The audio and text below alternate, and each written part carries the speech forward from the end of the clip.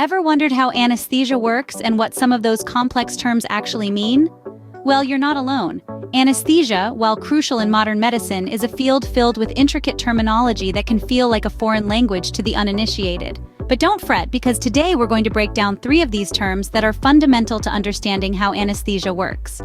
First on the agenda is diffusion hypoxia, a term that might sound intimidating, but once you understand it, you'll see it's quite logical. Next, we'll tackle the concentration effect. This concept is key to understanding how different gases behave during anesthesia.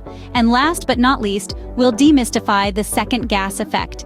It's a fascinating phenomenon that can have a significant impact during anesthetic administration. So buckle up for an exciting journey into the world of anesthesia. Let's dive into our first term, diffusion hypoxia. Diffusion hypoxia sounds complicated, doesn't it? Well, it's simpler than you might think. Let's break it down. You see, diffusion is the process where particles move from an area of high concentration to an area of lower concentration. Hypoxia, on the other hand, refers to a state where there's a deficiency of oxygen in the body or a region of the body. So, diffusion hypoxia is a situation where the oxygen concentration in your body gets diluted, which can lead to a relative state of oxygen deficiency. Now you might be thinking, why would oxygen concentration get diluted? Well, this is where the anesthesia part comes in. Imagine you're in the operating room, and your anesthesiologist has just given you nitrous oxide, a commonly used anesthetic gas, for a procedure. This nitrous oxide is inhaled and absorbed into your bloodstream via the lungs. However, once the procedure is over and the administration of nitrous oxide is stopped, something interesting happens. The nitrous oxide that's been absorbed into your bloodstream starts moving back into your lungs. This is because your lungs now have a lower concentration of nitrous oxide compared to your bloodstream. Remember, particles, including gases, like to move from areas of high concentration to areas of lower concentration. That's just how diffusion works. But here's the catch. As the nitrous oxide moves from your bloodstream into your lungs, it dilutes the concentration of oxygen in your lungs. This is how diffusion hypoxia occurs. The movement of the nitrous oxide from the bloodstream back into your lungs can cause a relative deficiency of oxygen, or hypoxia. Now this might sound a bit scary, but don't worry. Anesthesiologists are well aware of this phenomenon and take measures to prevent it. The most common method is by administering 100% oxygen to the patient after the nitrous oxide has been turned off. This ensures that even if the nitrous oxide dilutes the oxygen concentration in the lungs, there's plenty of oxygen available to prevent hypoxia. It's important to note that diffusion hypoxia is a relatively rare occurrence, thanks to the diligent work of anesthesiologists. But understanding this concept is crucial for anyone studying or working in the field of anesthesia. Just to recap, diffusion hypoxia is a situation that can occur after anesthesia, where nitrous oxide moves from the bloodstream back into the lungs, diluting the oxygen concentration and potentially causing a state of hypoxia. This is prevented by administering 100% oxygen to the patient after the nitrous oxide is turned off. So, there you have it. You've just gained a deeper understanding of diffusion hypoxia. It's not so complicated when you break it down, right? So that's diffusion hypoxia in a nutshell. Now let's move on to our second term, the concentration effect. Next on our list is the concentration effect. Ever heard of it? Let's imagine you're in a room filled with balloons. Now, if you pop one balloon, the air inside it will rapidly disperse into the room. But what if you pop 100 balloons at once? The air from those balloons will fill the room much faster. That, in essence, is the concentration effect.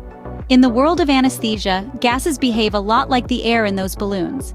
The concentration effect refers to the phenomenon where higher concentrations of a gas will diffuse more rapidly. Think about it like a crowd of people trying to exit a room. If there are more people, or in this case gas molecules, the exit process happens more quickly. Now let's apply this to anesthesia. When a patient inhales a high concentration of anesthetic gas, the gas molecules rush from the lungs into the bloodstream. Because there's a high concentration of gas, the process happens quickly, and the onset of anesthesia is faster. It's like the difference between popping one balloon and 100. The more balloons you pop, the faster the room fills with air. The more anesthetic gas molecules there are, the faster they reach their destination and do their job. Let's switch gears and use another analogy for a moment. Imagine you're making a cup of tea. If you add 1 sugar cube, it'll take a certain amount of time to dissolve. But if you add 10 sugar cubes, they don't each take that same amount of time. Instead, they all dissolve more quickly because there's a higher concentration of sugar. That's another way to think about the concentration effect. But it's not just about speed. The concentration effect also influences the potency of the anesthetic gas. Remember our tea example? More sugar not only dissolves faster, but also makes the tea sweeter. Similarly, a higher concentration of anesthetic gas not only works faster, but also has a stronger effect. So, the concentration effect is crucial in determining both the speed and strength of anesthesia. This effect is particularly relevant when using nitrous oxide, a common anesthetic gas. It's often administered at high concentrations, which means it diffuses rapidly from the lungs to the bloodstream. This rapid diffusion, thanks to the concentration effect, leads to a quick onset of anesthesia. However, it's important to remember that the concentration effect can't be considered in isolation. Other factors, such as the patient's health status, can also influence the speed and intensity of anesthesia. But understanding the concentration effect gives us a powerful tool in our anesthetic toolbox. Let's circle back to our balloon analogy one last time. The more balloons you pop, the quicker the room fills with air, but that also depends on other factors like the size of the room or the number of people in it. Similarly, the concentration effect is one piece of a larger puzzle in understanding how anesthesia works. And there you have it, the concentration effect made easy. Now let's explore the last term, the second gas effect. Last but not least, we have the second gas effect. Ready to unravel its mystery? Think of gases as guests at a party. When the first guest, let's call this guest nitrous oxide, arrives, they start mingling, making the room a bit more lively. Now, when the second guest, let's say oxygen, arrives, they find the party already in high gear, making it easier for them to blend in. This, in essence, is the second gas effect, the uptake of one gas enhancing the uptake of another. Let's delve a bit deeper. In the context of anesthesia, we often use a mix of gases. Nitrous oxide, for instance, is commonly used alongside other anesthetic agents. When nitrous oxide enters the lungs, it's rapidly absorbed into the bloodstream due to its low solubility. This rapid absorption creates a relative vacuum in the alveoli, the tiny air sacs in the lungs where gas exchange occurs. Now imagine the alveoli as a tiny room. When nitrous oxide leaves this room quickly, it creates more space. So the other gases, like oxygen, rush in to fill this space. This is the concentration effect, which we've discussed in the previous section. But here's where the second gas effect comes into play. As nitrous oxide leaves the alveoli rapidly, it also pulls along other anesthetic gases into the bloodstream. This effect accelerates the onset of anesthesia, just like the second guest at our party quickly gets into the swing of things, thanks to the first guest's lively interactions. Now, why is understanding the second gas effect important? Well, it helps anesthesiologists administer anesthetics more effectively. By knowing that the rapid uptake of nitrous oxide can speed up the absorption of other anesthetic gases, they can adjust their approach accordingly. This can lead to quicker, smoother inductions of anesthesia, enhancing patient safety and comfort. But remember, just like at any party, balance is key. Too much nitrous oxide too quickly might mean the other gases don't get a chance to reach the alveoli. So the anesthesiologist must carefully control the rate of nitrous oxide administration to ensure the other gases can join the party at the right time. The second gas effect is a fascinating example of how different elements in anesthesia interact, and it's a testament to the complexity and elegance of the human body. And while it's a relatively small piece of the anesthesia puzzle, understanding it helps us see the bigger picture more clearly. In essence, the second gas effect is like a dance, a delicate interplay between different gases. As one gas moves quickly, it pulls the others along, creating a ripple effect that helps set the stage for a smooth and effective anesthesia experience. It's all about understanding these interactions and using them to our advantage to ensure the best care for our patients. So, there you have it. That's the second gas effect in a nutshell. From the party analogy to the dance metaphor, we've explored this concept from different angles, hopefully making it a bit more relatable and easier to understand. Because that's what demystification is all about, isn't it? Taking complex ideas and breaking them down into digestible, understandable pieces. And with that, we've demystified the second gas effect, but we're not done quite yet.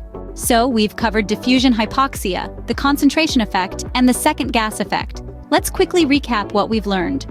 We started off with diffusion hypoxia, a phenomenon that occurs post-anesthesia. It's when fresh oxygen, given at the end of anesthesia, diffuses into anesthetic gas-filled alveoli, diluting the concentration of oxygen in the blood. This causes a temporary drop in oxygen saturation levels, leading to hypoxia. It's a critical concept to grasp, as it underscores the importance of providing supplemental oxygen to patients after anesthesia to prevent this exact situation. Next up, we delved into the concentration effect, a term that refers to the accelerated rate of uptake of a gas with a high concentration in the lungs. The higher the concentration of anesthetic gas in the lungs, the more rapidly it will be absorbed into the bloodstream. This principle is essential for understanding the rapid onset of anesthesia when high concentrations of anesthetic gases are used. And finally, we explored the second gas effect. This is a phenomenon where the uptake of a large volume of one gas enhances the uptake of a second gas. In the context of anesthesia, the rapid absorption of nitrous oxide into the blood can accelerate the onset of anesthesia from other, more potent anesthetic gases. The second gas effect, therefore, plays a significant role in the speed and efficiency with which anesthesia takes effect. Understanding these terms is vital for anyone involved in anesthesia. They shape the way we approach and administer anesthesia, ensuring we can provide the safest and most effective care for our patients. Whether you're a medical student just starting your journey or a seasoned professional, these principles remain foundational to your practice. Thank you for joining us on this journey through anesthesia terminology. We hope you found it enlightening and look forward to seeing you in the next one.